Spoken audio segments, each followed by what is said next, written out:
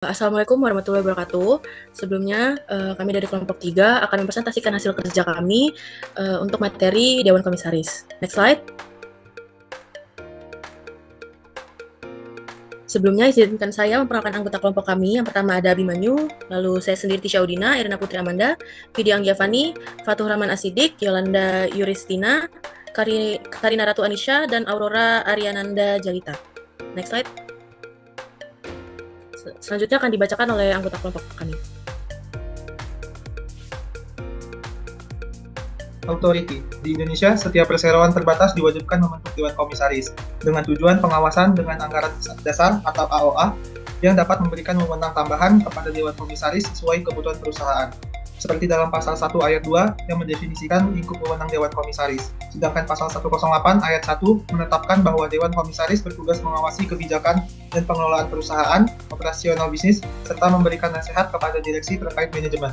Untuk tugas umum Dewan Komisaris berdasarkan AOA, yang pertama ada mengawasi manajemen perusahaan atau direksi, yang kedua melaksanakan tugas sesuai AOA, yaitu peraturan undang-undang atau keputusan RUPS, yang ketiga menjalankan tugas dan tanggung jawab sesuai anggaran dasar dan keputusan RUPS. Untuk yang keempat, bertindak demi kepentingan perusahaan dan bertanggung jawab kepada RUPS. Untuk kewajiban Dewan Komisaris menurut KICL dalam pasal 116 sampai 118, yang pertama membuat dan menyimpan salinan risalah hak Dewan Komisaris, yang kedua melaporkan kepemilikan saham oleh anggota Dewan Komisaris, yang ketiga melaporkan kepada RUPS tentang pelaksanaan tugas pengawasan, yang keempat menyetujui atau membantu direksi dalam tindakan hukum tertentu sesuai AOA, yang kelima melakukan aktivitas manajemen dalam situasi tertentu sesuai ketentuan ICL ketika AOA atau keputusan RUPS memberikan wewenang. Untuk wewenang Dewan Komisaris sendiri, yang pertama ada kebijakan dividen, yang kedua kebijakan informasi, yang ketiga standar etika, yang keempat pengendalian dan pengawasan terhadap direksi dan pengelolaan perusahaan, yang kelima manajemen risiko, yang keenam audit atas aktivitas keuangan dan bisnis perusahaan, yang ketujuh kebijakan sekretaris perusahaan. Untuk tugas Dewan Komisaris, yang pertama ada menyetujui prosedur manajemen risiko dan memantau kepatuhan perusahaan terhadap prosedur, yaitu prosedur harus mengharuskan perusahaan dan karyawan untuk segera melaporkan kekurangan substansial dalam mekanisme manajemen risiko. Yang kedua ada menetapkan selera risiko perusahaan dalam mencapai tujuan strategis. Yang ketiga, mengkaji dan mengevaluasi efektivitas manajemen risiko serta pengendalian internal secara berkala. Yaitu ada juga permasalahan utama Dewan Komisaris. Yang pertama, kinerja perusahaan secara keseluruhan yang ada dibandingkan dengan pesaing dan bisnis sejenis. Yang kedua, ada kepatuhan direksi terhadap hukum dan prosedur internal, yang termasuk tata kelola perusahaan, manajemen risiko, dan pengendalian internal, serta etika. Yang terakhir, ada kinerja direksi baik sebagai tim maupun individu. Selanjutnya akan dilanjutkan oleh anggota saya. Selanjutnya ada duties and liability. Selain wewenang, Dewan Komisaris juga memiliki serangkaian tanggung jawab dan kewajiban yang harus dipatuhi dalam menjalani perannya. Beberapa di antaranya meliputi yang pertama ada duty of care. Dewan Komisaris wajib bertindak dengan tingkat kehati-hatian yang wajar, menggunakan pengetahuan, keahlian, dan pengalaman yang dimilikinya untuk memastikan bahwa keputusan yang diambil didasarkan pada informasi yang memadai dan mempertimbangkan segala resiko yang mungkin terjadi. Next. Selanjutnya ada duty of loyalty. Setiap anggota komisaris harus menjunjung tinggi loyalitas kepada perusahaan dengan mengutamakan kepentingan perusahaan di atas kepentingan pribadi atau kelompok tertentu. Kewajiban ini termasuk pula menghindari konflik kepentingan yang dapat merugikan perusahaan. Yang ketiga, ada conflict of interest atau konflik kepentingan. Dalam menjalankan fungsinya, Dewan Komisaris harus dapat mengidentifikasi dan menghindari situasi yang dapat menimbulkan konflik kepentingan, baik yang bersifat langsung maupun tidak langsung. Pengelolaan konflik kepentingan ini harus dilakukan secara transparan dan dilaporkan sesuai dengan prosedur yang berlaku.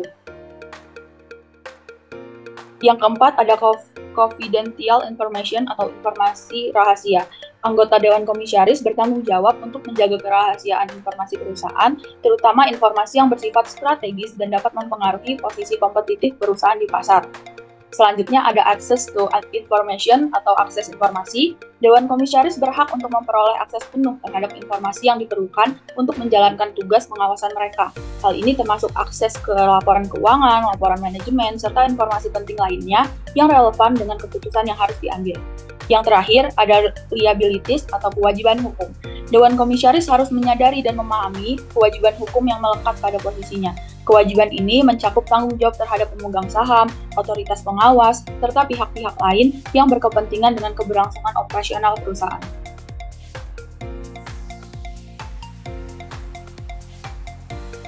Yang selanjutnya ada independence. Jadi komisaris independen adalah komisaris yang tidak mempunyai hubungan material baik secara langsung maupun tidak langsung dengan perusahaan selain keanggotaannya di dewan. Komisaris independen tidak boleh mempunyai hubungan afiliasi dengan perusahaan dan diangkat berdasarkan keputusan RUPS dari pihak-pihak yang tidak terafiliasi dengan pemegang saham utama dan anggota dewan komisaris atau direksi lainnya. Komisaris independen harus mencakup setidaknya 30% dari dewan komisaris perusahaan yang terdaftar di Indonesia. Pedoman SIGI Indonesia mengatur bahwa jumlah komisaris independen harus memastikan mekanisme pengendalian berjalan efektif dan sesuai dengan peraturan perundang-undangan. Next. Selanjutnya ada kriteria komisaris independen menurut Otoritas Jasa Keuangan. Jadi yang pertama, tidak pernah bekerja atau memegang tanggung jawab untuk merencanakan, memimpin, mengendalikan, atau mengawasi kegiatan perusahaan selama 6 bulan sebelum diangkat sebagai komisaris independen, kecuali orang tersebut diangkat kembali menjadi komisaris independen untuk jabatan baru. Yang kedua, tidak mempunyai saham baik secara langsung maupun tidak langsung pada perusahaan. Yang ketiga, tidak mempunyai hubungan afiliasi dengan perusahaan, anggota dewan komisaris atau direksi atau pemegang saham mayoritas. Dan yang terakhir, tidak memiliki hubungan usaha baik langsung maupun tidak langsung yang berkaitan dengan kegiatan usaha perusahaan. Selanjutnya ada BOC Committee. Jadi tuntutan dan tanggung jawab dewan komisaris dan anggotanya akan terus bertambah seiring dengan semakin kompleksnya operasional bisnis perusahaan. Jadi untuk mengatasi tantangan-tantangan ini, dewan komisaris dapat memilih untuk membentuk komite-komite dan mendelegasikan wewenang pengambil keputusan kepada komite dewan tanpa melepaskan tanggung jawab utamanya. Kemudian fungsi dari komite dewan komisaris ini terbagi. Yang pertama, membantu dewan komisaris untuk menangani lebih banyak permasalahan kompleks secara lebih efisien dengan memberikan kesempatan kepada para spesialis untuk fokus pada isu-isu tertentu dan memberikan analisis rinci serta rekomendasi kepada dewan. Yang kedua, memungkinkan dewan komisaris untuk mengembangkan keahlian khusus dalam bidang operasional perusahaan, terutama dalam pelaporan keuangan, manajemen risiko, dan pengendalian internal. Dan yang ketiga, meningkatkan objektivitas dan independensi penilaian dewan komisaris, mengisolasinya dari potensi pengaruh yang tidak semestinya dari manajer dan pemegang saham pengendali. Di Indonesia sendiri, ICL dan SIGI Kode mengatur bahwa perusahaan dapat memilih untuk membentuk beberapa jenis komite. Untuk mencapai keseimbangan yang tepat, disarankan agar perusahaan membentuk komite-komite yang menangani kebutuhan-kebutuhan spesifik yang mungkin mengharuskan komite-komite tersebut bersifat permanen atau ad hoc, atau kombinasi dari keduanya. Kode SIGI menyarankan agar perusahaan besar sebaiknya mempertimbangkan pembentukan setidaknya komite audit, komite nominasi dan remunerasi, komite kebijakan risiko, dan komite tata kelola perusahaan. Selanjutnya mengenai presiden komisaris. Perusahaan yang memiliki dewan komisaris lebih dari satu, maka harus memiliki pimpinan di dalam dewan komisaris tersebut, atau yang biasa disebut dengan presiden komisaris, dengan tujuan supaya perusahaan memiliki arah yang tertata sehingga dalam mencapai tujuannya dapat lebih maksimal. Adapun perbedaan antara presiden komisaris dengan anggota komisaris itu terletak pada wewenang dan tugasnya. Tentunya presiden komisaris utama itu harus memiliki integritas yang tinggi dan profesional, serta berkomitmen untuk mencapai tujuan cita-cita perusahaan dengan memperhatikan para stakeholder.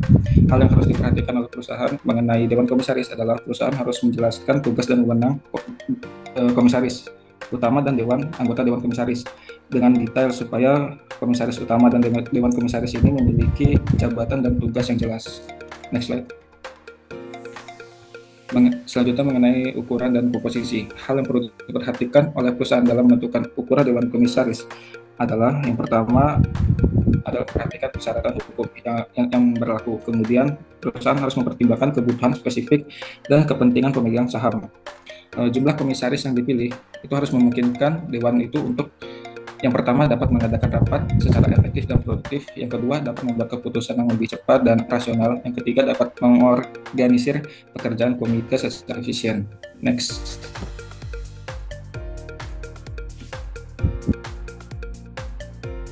Selanjutnya adalah kualifikasi.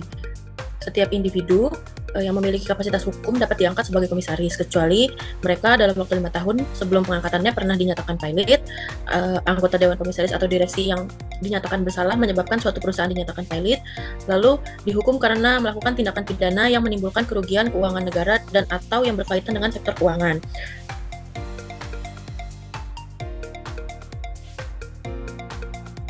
Lalu selanjutnya adalah election and dismissal.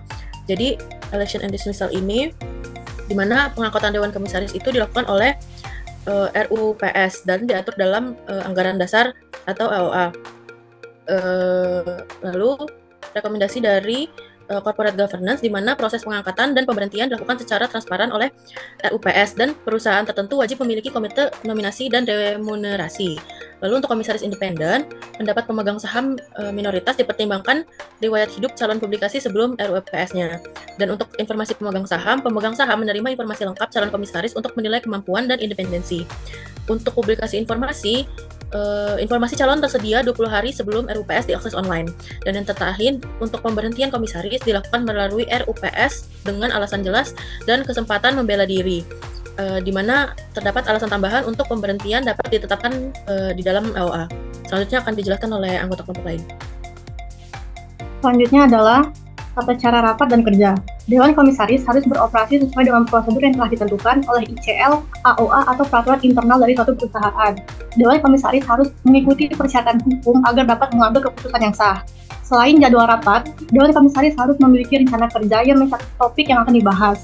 Standar AOA 1 PT dapat membuat ketentuan mengenai rapat Dewan Komisaris. Idealnya Dewan Komisaris mengadakan pertemuan setidaknya 4 kali dalam setahun. Pedoman pelaksanaan rapat Dewan Komisaris yang produktif dan efisien, yaitu mengembangkan kalender pertemuan tahunan. Hal ini akan memungkinkan bagi para komisaris untuk menjadwalkan pertemuan dalam agenda mereka. Yang kedua, tetapkan agenda untuk setiap pertemuan jauh-jauh hari. Dan selanjutnya adalah menyiapkan agenda penting untuk awal pertemuan. Next slide. Kemudian adalah dokumen-dokumen yang harus disimpan bersama dengan risalah dan atau transkrip rapat Dewan Komisaris. Terdapat surat suara, perbedaan pendapat tertulis dari komisaris yang berhalangan hadir.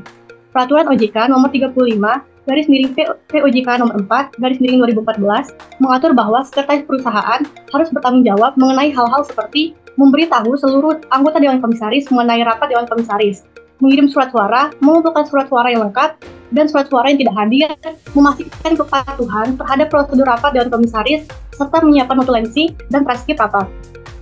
Next slide. Selanjutnya adalah remunerasi. Remunerasi komisaris adalah salah satu isu yang paling kontroversial di bidang tata kelola perusahaan. Dan perusahaan disarankan untuk memilih pendekatan secara hati-hati. Gaji yang berlebihan dapat dianggap sebagai hak istimewa kekuasaan yang tidak dapat dibenarkan. Oleh karena itu, kompensasi komisaris harus kompetitif namun tetap dalam batas wajar. Dewan Komisaris harus secara berkala untuk meninjau remunerasi pada komisarisnya. Sesuai dengan pasal 66 ICL, Dewan Komisaris harus mengkaji laporan tahunan perusahaan yang disampaikan oleh para dewan direksi, yang sebagian diantaranya berkaitan dengan remunerasi yang diberikan kepada Dewan Komisaris. Bank harus memenuhi standar tata kelola perusahaan tambahan sehubungan dengan peninjauan tingkat remunerasi mereka. Hal ini setidaknya berhubungan dengan tugas dan tanggung jawab dari Dewan Komisaris dan Direksi, tugas dan tanggung jawab Komite Remunerasi, penerapan prinsip kehati-hatian dalam pembayaran remunerasi, serta pengungkapan remunerasi. Materi selanjutnya akan disampaikan oleh rekan saya. Selanjutnya, performance evaluation. Jadi penting bagi Dewan Komisaris untuk melakukan evaluasi kinerja secara berkala melalui evaluasi diri sendiri, evaluasi sejawat yang bersifat rahasia atau evaluasi oleh pihak eksternal. Metode evaluasi diri dapat mencakup, yang pertama ada menyelenggarakan retreat dan mengundang fasilitator dari luar, yang kedua menyelenggarakan rapat khusus Dewan Komisaris untuk mengevaluasi kinerja dengan komisaris, atau alternatif menyisihkan waktu dalam rapat rutin untuk membahas permasalahan kinerja. Yang ketiga ada merancang daftar periksa yang dapat digunakan oleh anggota Dewan Komisaris untuk menilai pekerja mereka. Yang terakhir ada berpartisipasi dalam program pelatihan khusus, sehingga memberikan kesempatan kepada komisaris untuk melakukan refleksi kritis terhadap kinerja mereka dan mengembangkan serta berbagi ide. Evaluasi dapat menghasilkan wawasan penting mengenai kekuatan dan kelembagaan Dewan Komisaris dan anggotanya. Next slide. Kesimpulan, Dewan Komisaris di Indonesia memainkan peran krusial dalam pengawasan dan penasehat terhadap kebijakan dan operasional perusahaan. Sesuai dengan ketentuan hukum dan anggaran dasar (AOA), mereka bertanggung jawab untuk memastikan kepatuhan direksi terhadap hukum, menjaga keseimbangan antara pengawasan dan otonomi direksi, serta menghindari konflik kepentingan. Ukuran dan komposisi dewan harus disesuaikan dengan kebutuhan perusahaan untuk mendukung pengambilan keputusan yang efektif. Dewan Komisaris juga wajib mengikuti prosedur rapat yang diatur dengan ketat guna memastikan tata kelola yang sah dan efektif. Jadi prosedur rapat dan kerja Dewan Komisaris Indonesia diatur oleh berbagai ketentuan hukum dan praktik terbaik untuk memastikan pengambilan keputusan yang sah dan efektif. Jadi kepatuhan terhadap forum, jadwal rapat, pemanggilan, dan dokumentasi rapat yang tepat sangat penting dalam tata kelola perusahaan. Dewan Komisaris harus bekerja secara terus-menerus sesuai dengan Undang-Undang Perseorangan Terbatas ICL, AOA, perusahaan, dan peraturan internal untuk menjalankan fungsi pengawasan dan pemberian nasihat dengan optimal. Selanjutnya, studi kasus oleh kawan saya.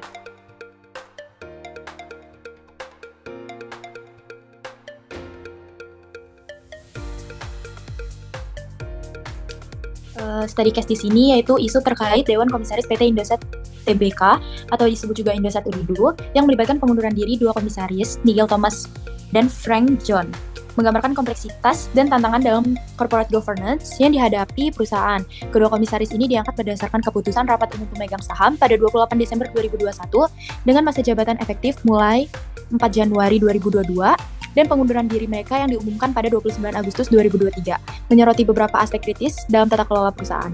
Yang pertama yaitu pengunduran diri kedua komisaris ini menyoroti keterhubungan mereka dengan Urido Hasian Asia Pty Ltd yang merupakan pemegang saham mayoritas dengan kepemilikan sekitar 65% saham Indosat Urido. Keterhubungan ini menunjukkan betapa pentingnya peran Dewan Komisaris dalam menyimbangkan kepentingan pemegang saham mayoritas dengan kepentingan pemangku kepentingan lainnya. Pengunduran diri mereka terutama dari Frank John yang juga merangkap jabatan sebagai Group Finance Director dan Deputy Managing Director di beberapa entitas lain. Pengungkapan potensi konflik kepentingan, beban kerja yang tinggi, dan tanggung jawab di beberapa posisi dapat mengganggu konsentrasi dan efektivitas pengawasan mereka, yang berdampak pada tata kelola perusahaan yang baik. Kedua, struktur kepemilikan yang dominan oleh Urido Hasian Asia Pty Ltd, sementara pemerintah Indonesia menguasai 14,29% saham dan sisanya dimiliki oleh sebagian serta pabrik, menekankan pentingnya transparansi dan akuntabilitas. Kepemilikan yang terkonsentrasi dapat menyebabkan ketidakseimbangan dalam pengambilan keputusan dan pengunduran diri komisaris yang memiliki hubungan erat dengan pemegang saham mayoritas dapat mengubah dinamika kekuasaan dalam perusahaan. Hal ini menyoroti perlunya adanya struktur pengawasan yang kuat dan mekanisme pengendalian yang efektif untuk memastikan bahwa keputusan diambil mencerminkan kepentingan semua pemangku kepentingan, bukan hanya kepentingan pemegang saham mayoritas. Dalam konteks corporate governance, pengunduran diri ini menggarisbawahi pentingnya menjaga independensi Dewan Komisaris dan memastikan bahwa mereka dapat menjalankan fungsi pengawasan dengan objektivitas dan tanpa adanya pengaruh yang tidak semestinya. Perusahaan harus mempertimbangkan perbaikan dalam struktur kepengurusan dan proses pengambilan keputusan untuk mengatasi tantangan yang muncul dan memastikan bahwa tata kelola perusahaan tetap efektif dan transparan. Saya kembalikan ke moderator. Itulah tadi presentasi kami mengenai Dewan Komisaris. Saya selaku moderator, mohon maaf bila ada kekurangan dan salah-salah kata. Saya akhiri. Wassalamualaikum warahmatullahi wabarakatuh.